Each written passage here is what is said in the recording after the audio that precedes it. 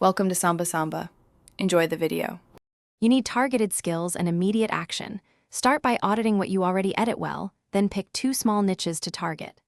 Once done, assemble 2 short demo reels that show pacing, cuts, and audio fixes, one under 60 seconds, one around 90.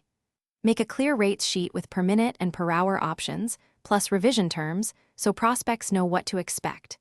This reduces back and forth and lets you reply to job posts within hours.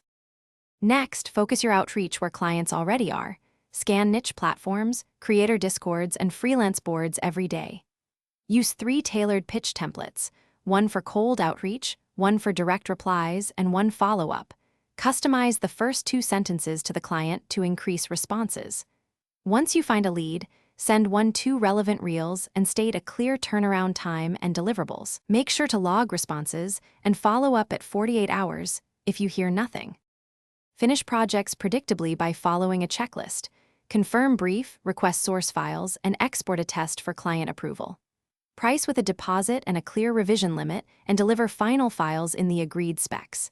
If a client is unhappy, ask for pinpointed feedback, propose one-timed revision, and show what you'll change before working. This avoids scope creep.